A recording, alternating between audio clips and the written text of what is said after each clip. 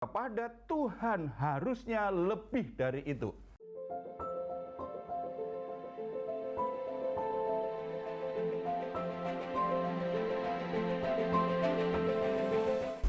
Salam saudara-saudara yang dikasihi oleh Tuhan Yesus Kristus.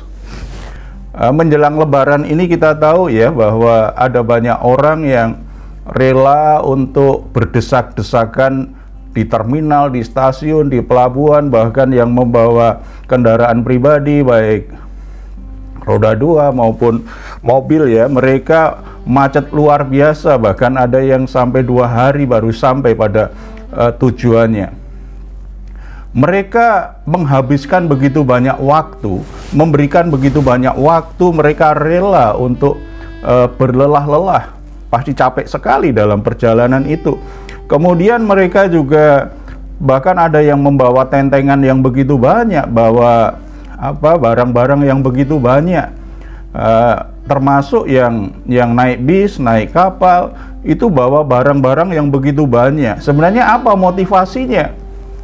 Jelas yang pertama karena tradisi ya.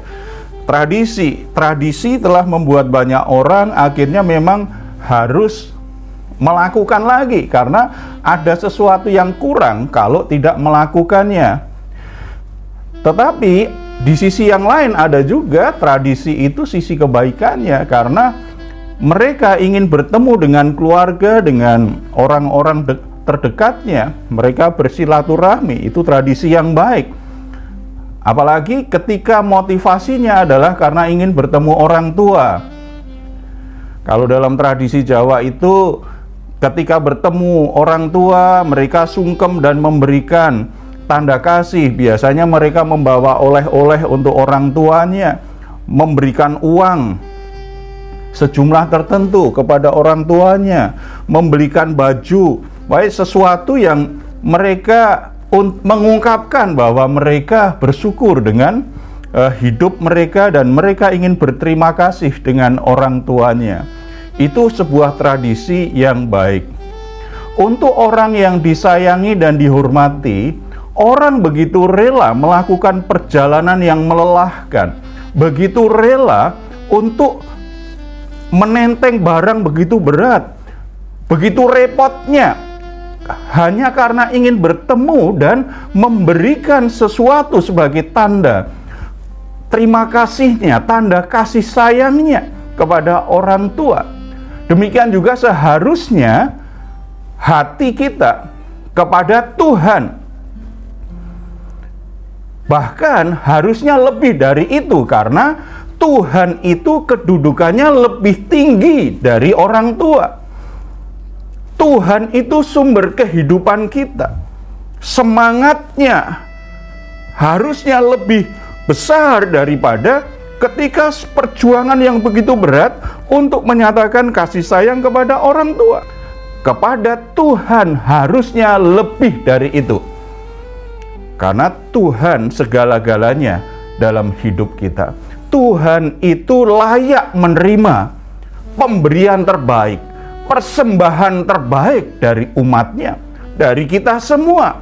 Baik melalui ibadah-ibadah kita, melalui pelayanan kita, maupun persembahan yang wujudnya materi, uang atau benda tertentu. Nah, Imamat pasal 2 ini menjadi salah satu bagian yang sangat indah dari Imamat, bahwa persembahan yang diberikan kepada Tuhan itu harus persembahan yang terbaik.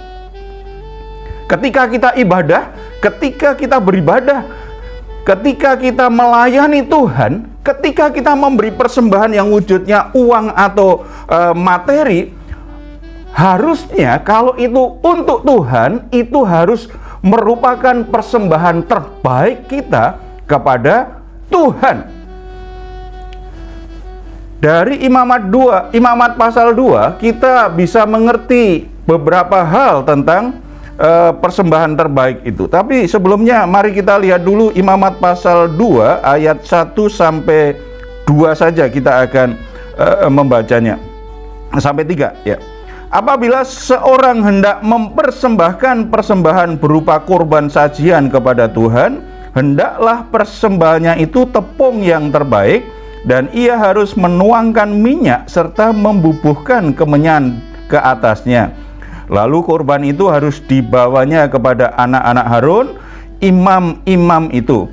Setelah diambil dari korban itu tepung segenggam dengan minyak beserta seluruh kemenyannya, maka imam haruslah membakar semuanya itu di atas mezbah sebagai bagian ingat-ingatan korban itu, sebagai korban api-apian yang baunya menyenangkan bagi Tuhan.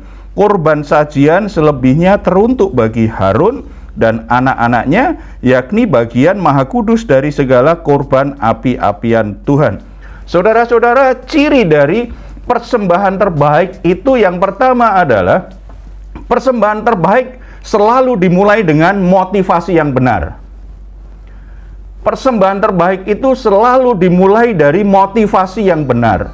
Kita tahu bahwa Tuhan itu melihat hati, makanya segala perbuatan baik yang kita lakukan, yang Tuhan lihat bukan penampilan lahiriahnya dulu, tetapi apa yang membuat kita melakukan sesuatu yang baik itu. Sangat menarik sekali, kata korban sajian itu dalam bahasa Ibrani mengandung arti penghormatan atau pemberian. Jadi korban sajian itu ketika orang mempersembahkan korban sajian itu seperti seorang bawahan yang memberi hadiah untuk menyenangkan hati atasannya. Karena ada rasa hormat kepada Tuhan, maka ingin menyenangkan Tuhan dengan cara apa? Memberikan persembahan. Ketika kita baca di pasal 1-nya, Imamat pasal 1 itu bicara tentang korban bakaran kepada Allah, maka umat Allah yang memberikan korban, mempersembahkan korban bakaran itu mendapatkan pengampunan dosa. Ketika umat Allah menyadari dia sudah diampuni dosanya, sebagai respon atas pengampunan itu, maka dia mengungkapkan rasa syukurnya dengan memberikan korban sajian. Memberikan korban sajian setelah itu sebagai tanda rasa syukur dan ketaatannya kepada Allah, penghormatannya kepada Allah.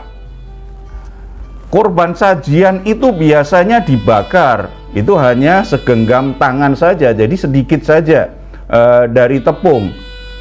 Lalu di situ tadi kalau kita lihat di ayat yang kedua kan ada beberapa kata yang menarik. Di situ katakan menjadi bagian ingat-ingatan korban. Jadi itu semacam korban yang diingat oleh Tuhan bahwa dia telah mengikat perjanjian dengan umatnya.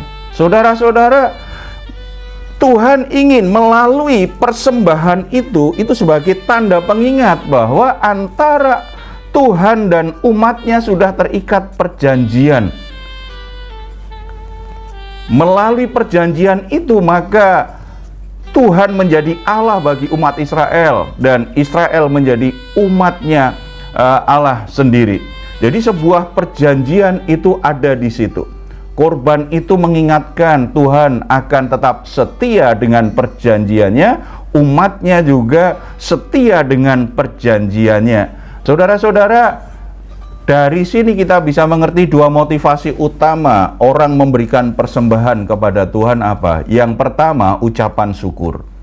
Mengucap syukur karena sadar kasih karunia Tuhan yang sudah diterimanya. Bagi orang Israel, mereka mengucap syukur bahwa kasih karunia Tuhanlah yang sudah membebaskan mereka dari perbudakan Mesir dan menuntun mereka di padang gurun sampai tanah perjanjian.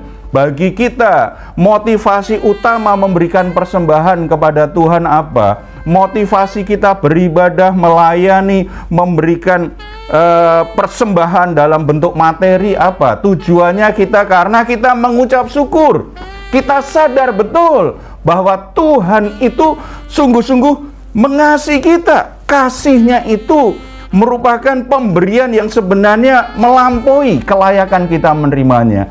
Kasih karunia Tuhan diberikan kepada kita secara sempurna melalui penebusan Yesus Kristus di atas kayu salib. Kita semua yang seharusnya dimurkai Allah, tetapi karena kasih karunia Allah, Allah lebih memilih untuk menebus kita. Dia mengirimkan Yesus Kristus, anaknya yang tunggal, untuk mati di atas kayu salib. Itu karena kasih karunia-Nya. Dia memberikan pengampunan kepada kita, padahal kita tidak layak diampuni. Dia mengangkat kita menjadi anak-anaknya, padahal siapa kita sangat tidak layak untuk menjadi anak-anak Allah. Dia memanggil kita untuk menjadi bagian dari pekerjaannya dalam pelayanan. Siapa kita yang layak melayani? Itu merupakan anugerah Tuhan. Tuhan bermurah hati kepada kita, padahal kita sering kali mendukakan hati Tuhan. Saudara-saudara sadar akan kasih karunia Tuhan. Segala hal baik dalam hidupku ini karena anugerah Tuhan. Itu harusnya akan memunculkan, mendorong hati kita untuk bersyukur. Nah, kalau bersyukur itu bukan sekedar perkataan, tetapi ada pemberian, ada sesuatu yang kita berikan. Jadi kalau hanya perkataan kadang-kadang kan hanya basa-basi. Tetapi rasa syukur yang terbaik untuk kembali menyenangkan hati Tuhan apa? Dengan persembahan kita. Ya, makna motivasi utama, motivasi yang kedua, tadi motivasi yang pertama, memberi persembahan itu harus karena lahir dari hati yang mengucap syukur. Itu persembahan terbaik. Motivasinya mengucap syukur. Yang kedua, menghormati Tuhan. Ketika kita memberi persembahan, motivasinya karena Dia adalah Tuhan, penguasa atas hidupku. Tadi salah satu pengertian penting dari korban sajian apa? Itu gambarannya seperti seorang bawahan yang memberi hadiah untuk menyenangkan pimpinannya. Makanya kalau kita benar-benar menyadari bahwa kita ini adalah bawahannya Tuhan Yesus. Tuhan itu penguasa. Kalau kita sungguh-sungguh mengakui Dia raja kita, Dia penguasa hidup kita, Dia adalah Tuhan atas hidup kita, maka sudah selayaknya kita menyatakan penghormatan kita kepada Dia dalam wujud persembahan. Jadi persembahan terbaik dimulai dari motivasi yang benar. Motivasi yang benar ada dua hal yang terpenting: ucapan syukur dan menghormati Tuhan. Kita sering lihat di TV bagaimana KPK, Komisi Pemberantasan Korupsi di Indonesia, berhasil melakukan OTT, operasi tangkap tangan. Misalnya ada seorang pengusaha yang coba memberikan uang suap supaya proyeknya jadi mulus. Pengusaha atau orang tertentu yang nyogok pejabat supaya mendapatkan kemudahan dalam berusaha, supaya dipermudah usahanya. Itu motivasinya apa? Nyogok supaya pejabat itu suka sama dia, dan akhirnya walaupun dia nggak layak untuk mendapatkan tender atau proyek itu, akhirnya dialah yang dipilih. Saudara-saudara, wujudnya sama nih, sama-sama memberi hadiah. Ada pemberian yang dibawa kepada atasan, kepada yang lebih tinggi. Tetapi pejabat yang OTT tadi, kena OTT KPK, itu tindakan kejahatan. Baik yang menyogok maupun yang menerima, dua-duanya itu melanggar hukum. Makanya kedua-duanya pasti akan dipenjara. Bagi pengusaha yang memberi tadi, motivasinya apa memberi kepada pejabat? Bukan karena menghormati pejabat itu, bukan karena bersyukur karena pejabat itu sudah melakukan tugasnya dengan baik sehingga wilayah yang dipimpinnya menjadi baik. Jadi rasa syukurnya dengan memberi. Enggak. Motivasinya karena nyogok, menyuap. Saudara-saudara, Bagaimana dengan kita memberi persembahan kepada Tuhan selama ini? Apakah karena ada rasa syukur atau karena ingin nyogok Tuhan? Kita memberi persembahan tujuannya apa? Supaya Tuhan senang dengan kita dan semua keinginan kita dipenuhi setelah itu. Supaya kita jadi tambah banyak diberkati oleh Tuhan. Saudara-saudara, persembahan itu motivasinya bukan nyogok. Motivasinya bukan nyuap Tuhan, supaya akhirnya Tuhan suka dengan kita dan menyetujui permohonan kita, menjadikan kita orang yang prioritas untuk diberkati. Bukan.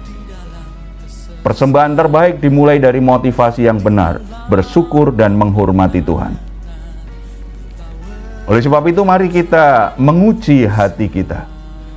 Apakah selama ini ketika kita beribadah, jadi persembahan itu saya berulang-ulang ya, 3 hal fokusnya: ibadah, pelayanan, dan pemberian materi.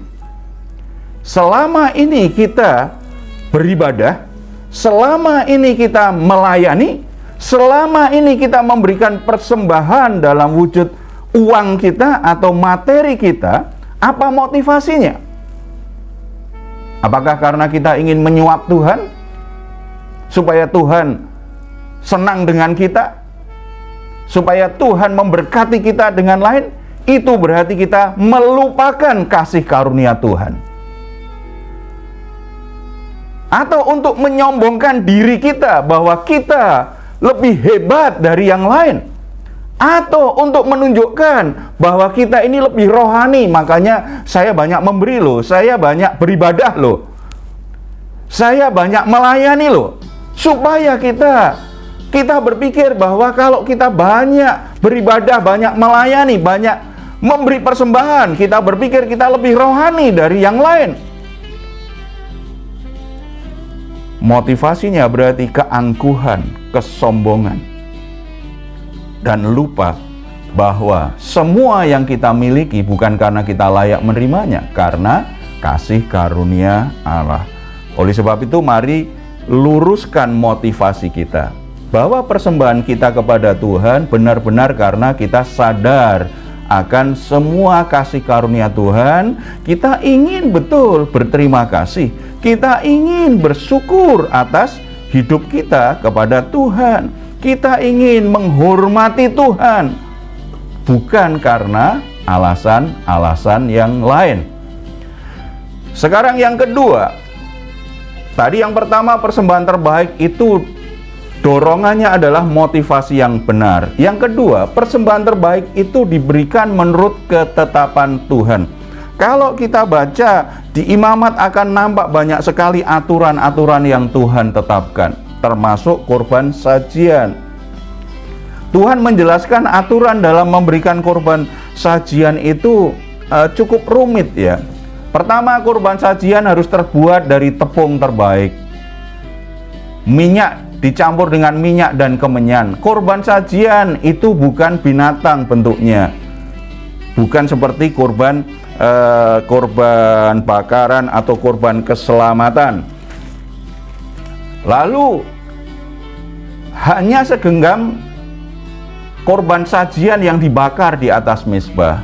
Dari yang bahan-bahan yang ada tadi, tepung, minyak, kemenyan, kemudian dari tepung itu hanya segenggam saja yang dibakar.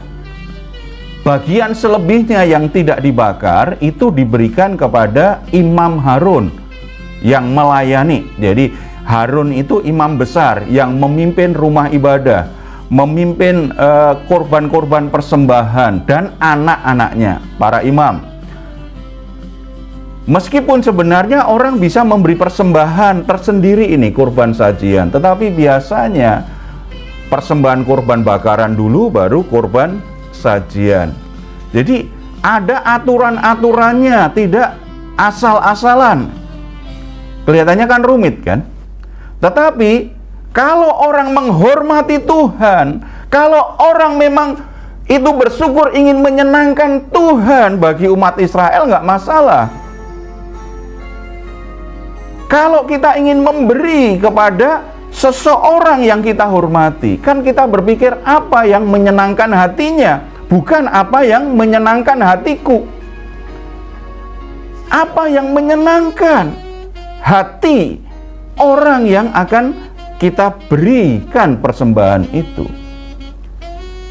Walaupun ada aturan-aturan yang kelihatannya agak rumit, bahkan mungkin rumit. Ibadah, pelayanan maupun persembahan-persembahan kita, baik uang maupun hal-hal lainnya, akan menjadi persembahan terbaik bagi kita di hadapan Tuhan kalau kita lakukan menurut ketetapan Tuhan. Jadi bukan semau-mau kita, bukan menuruti selera kita sendiri, tetapi sesuai dengan firman Tuhan. Kita ingat kisah Kain dan Habil. Kakak adik ini memberi persembahan kepada Tuhan. Kain memberi persembahan dari hasil yang dia tanam, hasil bumi yang dia tanam, buah dan sayur-sayuran. Kemudian adiknya Habil memberi korbannya apa? Berupa binatang yang disembelih, ada pencurahan darah dan dibakar.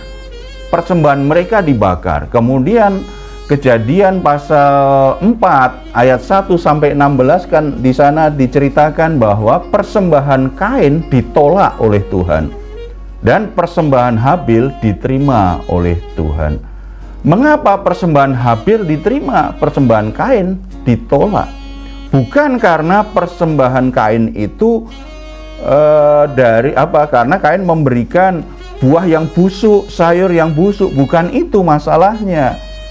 Karena Kain ini gambaran dari orang yang memberi persembahan menurut standar dia sendiri, menurut apa yang dia mau sendiri.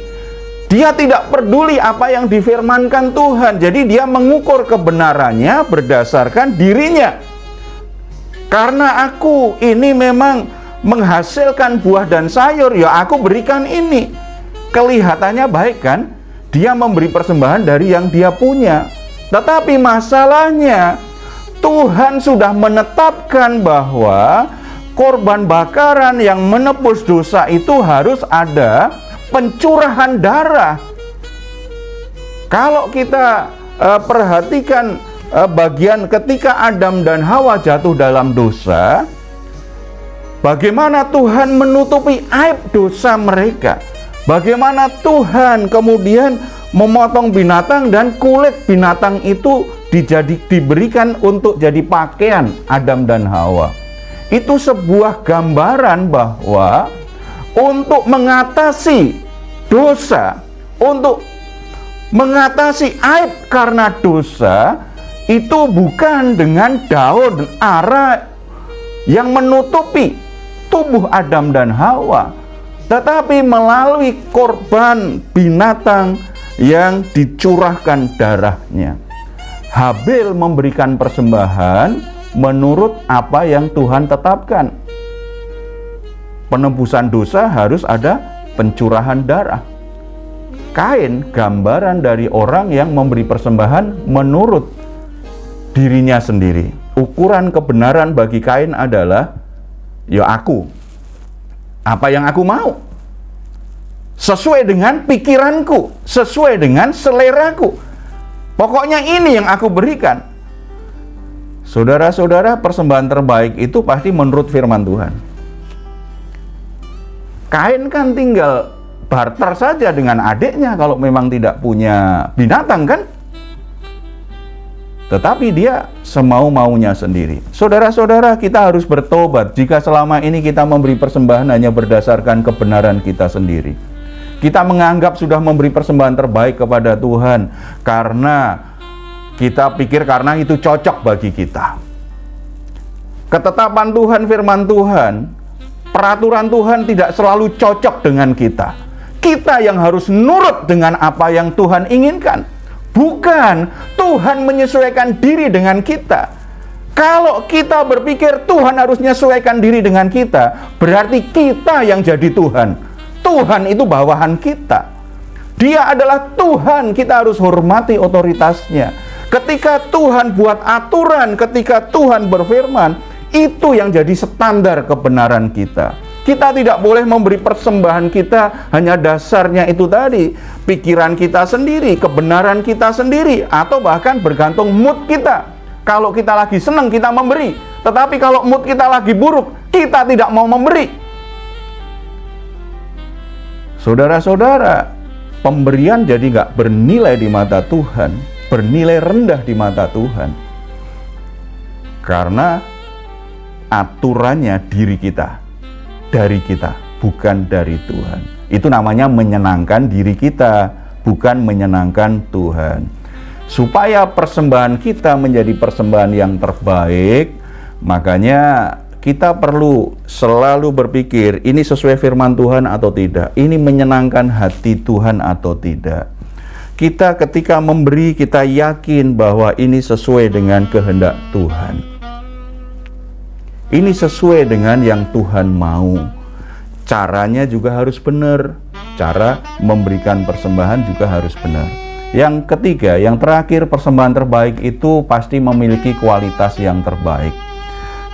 Kita baca di pasal 2 ini ya, tepung itu selalu ada, saya hitung ada 4 kali ini Tuhan berkata, persembahan yang diberikan itu tepung yang terbaik. Itu ayat 1. Kemudian ayat 4, haruslah itu dari tepung yang terbaik. Ayat 5, haruslah itu dari tepung yang terbaik.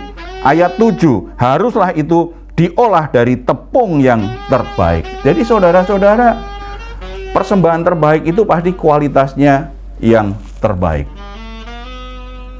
Bukan soal jumlahnya. Sebab tadi kan hanya segenggam tepung itu yang dibakar. Lainnya diberikan kepada imam. Dan jumlahnya juga nggak terlalu banyak. Dari sisi harga, tepung pasti tidak semahal kalau orang harus memberikan korban bakaran dengan binatang, dengan domba atau lembu, kambing domba atau lembu sapi ya. Korban bakaran, korban keselamatan, itu kan semuanya binatang. Tepung pasti harganya lebih murah. Tetapi walaupun harganya murah, berikan kepada Tuhan tepung yang terbaik. Berarti persembahan terbaik itu kualitas terbaik, bukan soal harganya, bukan soal jumlah uang yang diberikannya, tetapi kualitas yang terbaik dari hal itu harus diberikan kepada Tuhan. Tuhan layak menerima yang terbaik dari kita, walaupun mungkin harganya, jumlah uang yang dibelanjakan tidak terlalu banyak, tetapi harus yang terbaik. Fasilitas ibadah itu penting, tetapi jauh lebih penting kalau yang beribadah itu punya motivasi yang benar. Yang beribadah itu cara ibadahnya benar di mata Tuhan. Rajin melayani itu sangat mulia, tetapi jauh lebih mulia kalau orang yang melayani itu dengan motivasi yang benar. Cara melayaninya benar. Memberikan banyak uang untuk mendukung pekerjaan Tuhan, untuk mendukung hamba-hamba Tuhan yang melayani, untuk gereja, program-program gereja, untuk membantu sesama yang membutuhkan. Itu sangat baik. Tetapi jauh lebih baik ketika memberikan uang yang kita punya itu dengan motivasi yang benar, dengan cara yang benar.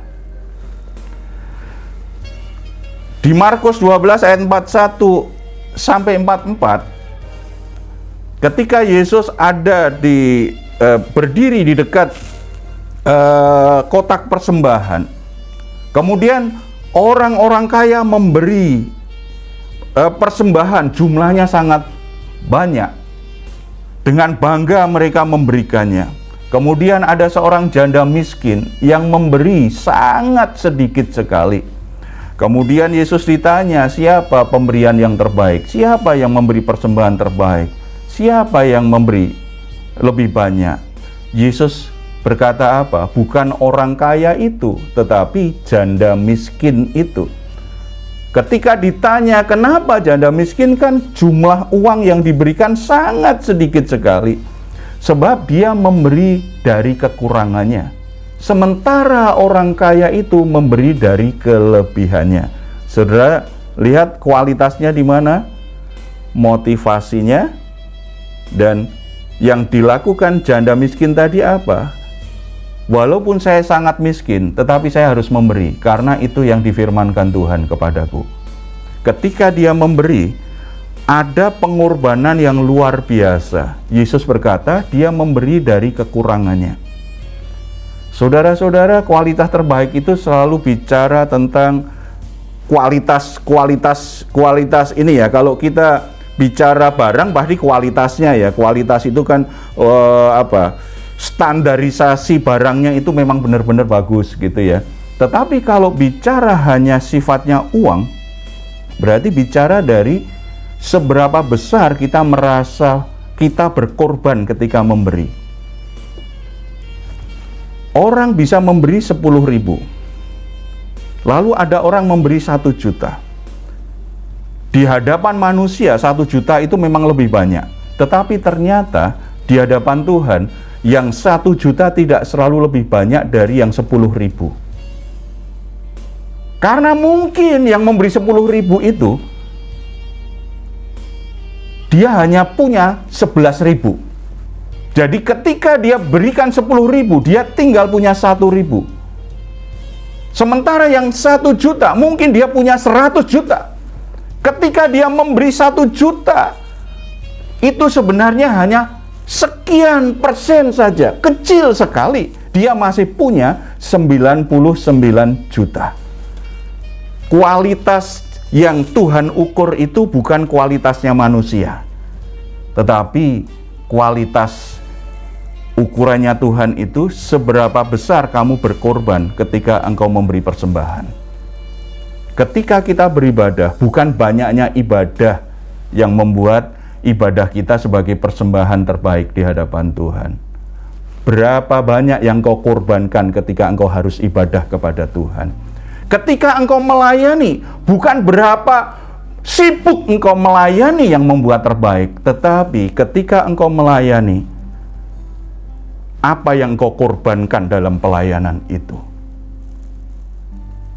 Ketika engkau melepaskan hartamu untuk Tuhan, apakah engkau sudah berkorban? Jadi ketika engkau memberi, berarti engkau menyangkal diri. Engkau melepaskan hakmu. Engkau merelakan bagianmu berkurang karena engkau ingin menyenangkan hati Tuhan.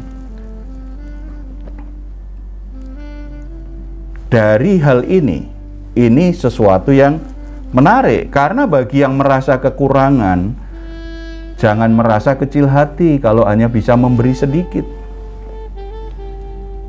Gak usah kecil hati lalu minder bahwa kita hanya bisa sedikit, malu. Tidak.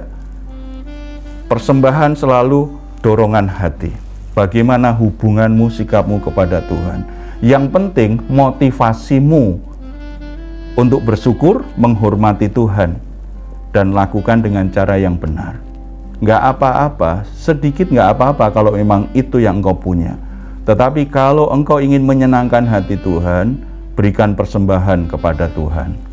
Bagi yang diberkati Tuhan, punya kelebihan materi, jaga hati supaya ketika memberi, kita tetap punya motivasi yang benar di hadapan Tuhan.